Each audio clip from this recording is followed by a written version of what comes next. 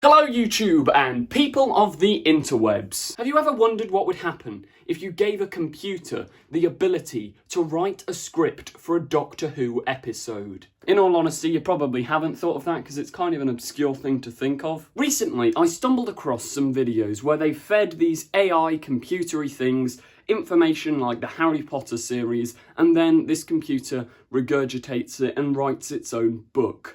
Now, I'm not explaining this very well, so without further ado, to the computer. So basically, this software is going to write its own actual script. I'm going to read through the script and yeah, it's a computer, so it's going to get some things wrong. It's not going to understand. We've got to understand it's not actually a consciousness behind this. This is just algorithms and information I fed it trying to create some form of narrative. Now, yeah, it's not very developed, so this story is going to be completely random, weird, but it's going to be very Doctor Who-y. So, without further ado, let's go. So, as you can see, a bunch of random information, Doctor Who, planet names, weapons, etc. So, yeah, right.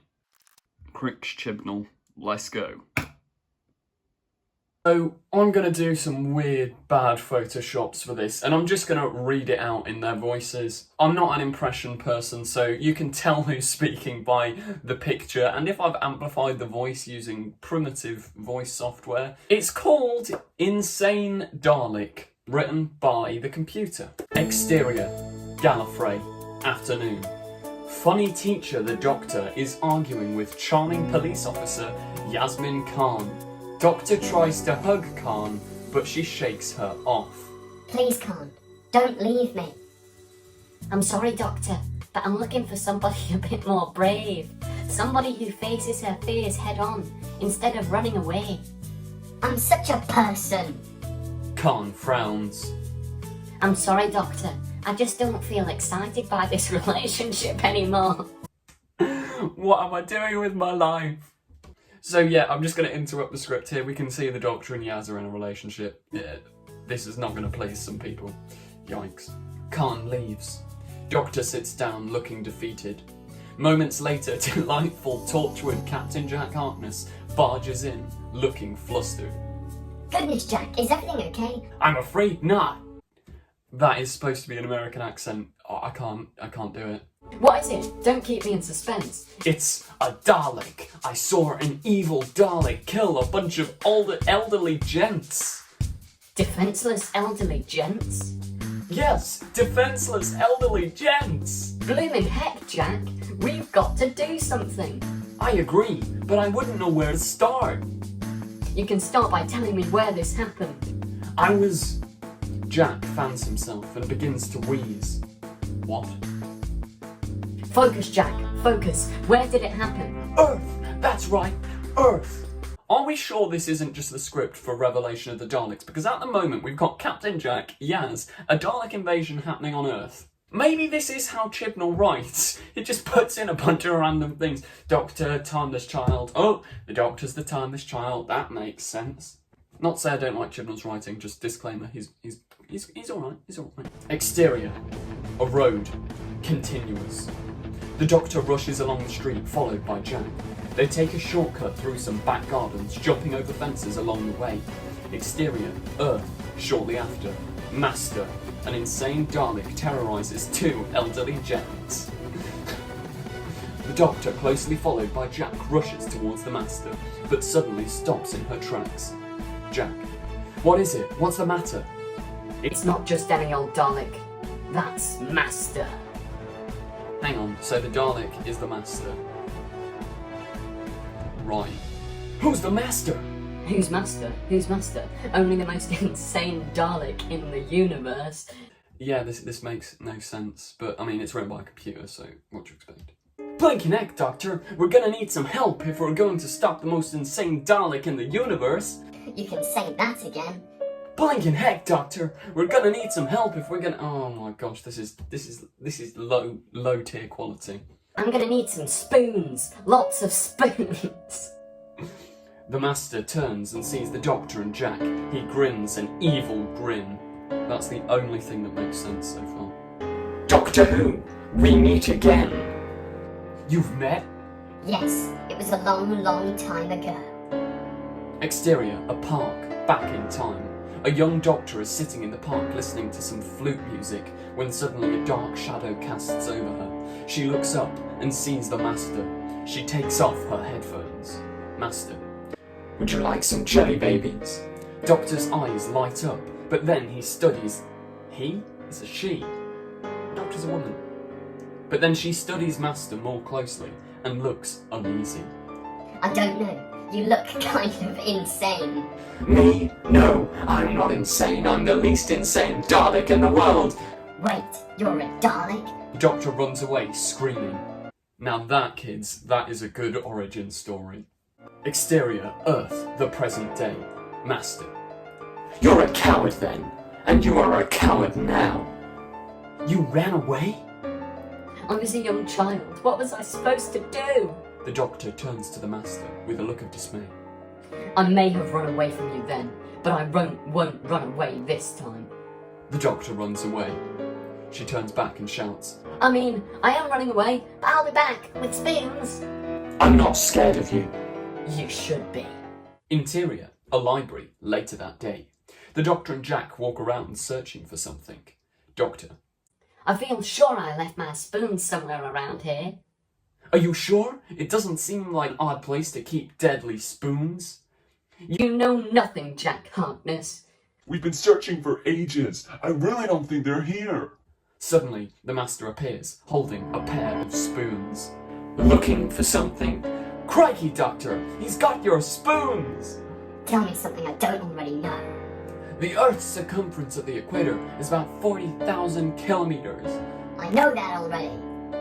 I'm afraid of Pating. Dude!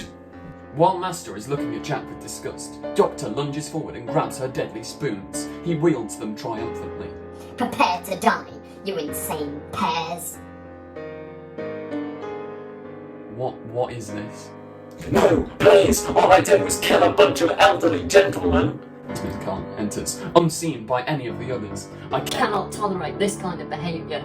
Those elderly gentlemen were defenceless. Well, now they have a defender, and that's me, Doctor Who, defender of elderly, innocent gentlemen. Don't hurt me, please! Give me one good reason why I shouldn't use these spoons on you right away. Because, Doctor, I am your father. No, I am your father. No. It's not true. That's impossible.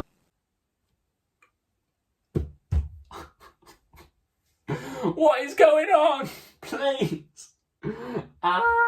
Doctor looks stunned for a few moments, but then collects herself. This is just Star Wars now. No, you're not.